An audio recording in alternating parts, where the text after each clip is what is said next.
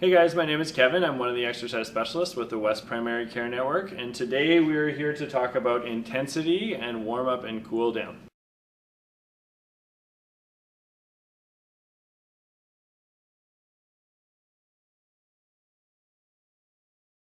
So in aerobic exercise or in cardio, it's important to start with a warm up and finish with a cool down. So I find a lot of people kind of think this and know this, but they very rarely actually apply it. And it's actually really important to do if you're looking for performance.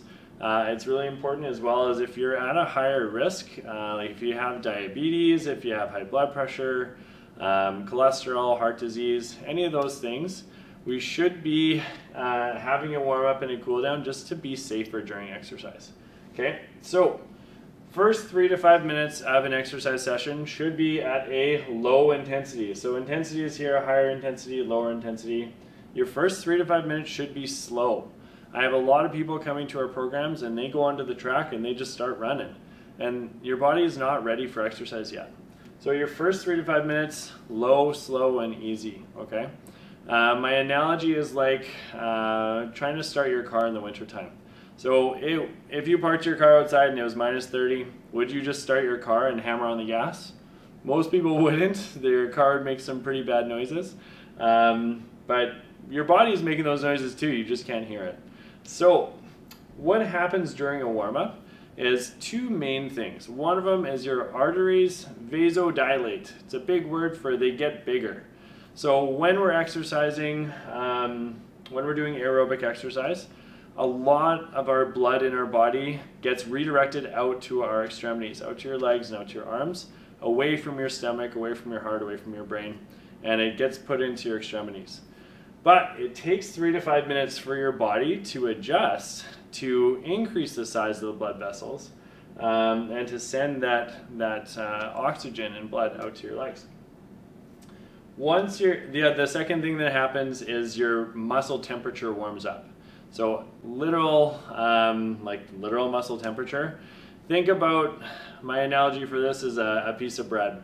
So if I take a piece of bread out of the oven and I try and stretch it and bend it, it's very stretchy and bendy. If I take it out of the fridge or freezer and try and stretch and bend it, it doesn't bend. So that would be cold muscles versus warm muscles. Your chance of injury is actually significantly lower if you spend time warming up the temperature of your muscles. So blood flow and temperature. After we are warmed up, we can increase our intensity. So feel free to walk faster, push yourself a little bit harder on the bike or on the treadmill, whatever you're doing, for 5 to 60 minutes, okay? So that period of time, you should just feel a little bit more out of breath. Your heart rate will go up a little bit. I don't usually encourage people to think about heart rate during that time. The scale we'd like to typically use is called the RPE scale. It stands for rate of perceived exertion. What this means is if I ask you, how hard do you feel like you're working? Light, moderate, or hard? This should be light during the warm-up. You should be working moderate during the exercise session. And then the cool down is going to be back to light again. So that's generally, it should feel like moderate during your middle period there. The cool down is about returning blood flow back to the body. So we've sent a whole bunch of blood and we are sending a bunch of blood out to our legs at this point. If you just stop and don't cool down, that blood tends to pool in your legs. Most people can get away with it. You should actually feel some blood pooling in your legs. If you're younger, you can kind of get away with it. It's not ideal practice. A lot of our population has more risk factors like diabetes, high blood pressure, cholesterol. It is a very, very important thing for you to do this. We don't want to have blood pooling in your legs. So the last 3 to 5 minutes, we can spend just a low intensity. What that does is your body sends less blood down to your legs, and your legs are still pumping, and that's pumping that blood back up to your body. So it's called the calf muscle pump, and it's actually helping pump the blood back up through your veins. After 5 minutes of going slow, your body's like, I don't need to send so much blood down anymore, and it's returned all the blood and our distribution is more equal, okay? So that is how to do a warm-up, how to do a cool down, and in terms of moderate intensity. That's enough for most people. So when people are starting with exercise, this is where I would start for probably at least 2 to 3 months. Once you're exercising regularly, you got a couple of days per week going, maybe 3 days a week, 5 days a week, and you're feeling good, you want more of a challenge. I'm going to describe to you one way that you can do something called high intensity interval training. So the short form for this is HIIT. My drawing's not so good there. Let's make it a little bit bigger. So HIIT. So what HIIT is and what it stands for is high intensity. So we're going to be going up, high intensity. Interval means for a short period of time. Training, that's what we're doing. So the typical method that I teach patients, honestly, you can do this 1,000 different ways. I'm going to teach you one way to do it, but there's literally 1,000 ways you can do this.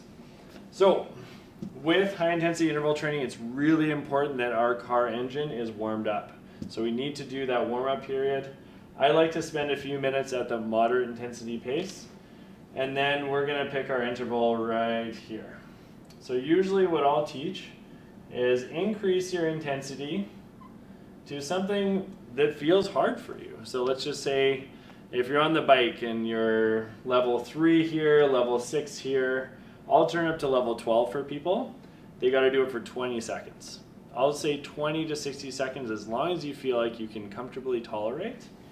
So the interval will last 20 to 60 seconds. And then you're going to go back down. I'll encourage people to go slow until they catch their breath. So this is go level 3, level 2, just keep your legs moving until you've returned to normal. And then go back up to your moderate pace, okay? Once you feel like you're ready for another interval, we can put another one in here. So once you're ready, turn it up to level 12 again. Anywhere from 20 to 60 seconds, as long as you feel like you can tolerate. And then bring it back down as long as you need to until you catch your breath. And then back up to that moderate pace, always finishing with a cool down. Really, the more intervals you do, the more benefits you're going to get, basically. What we're doing with this interval, I don't want to confuse you guys too much, but I think most people have heard of lactic acid. So above this line here, this is called your lactic threshold. Your body starts to create lactic acid above that level. So that's where, like, the best description is your muscles feel sour, you'll get more out of breath. Your body cannot keep up with this pace for very long.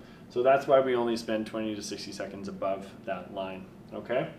And then by going slow for as long as you need, you get enough oxygen, that lactic acid goes away almost right away, and you're back to good again.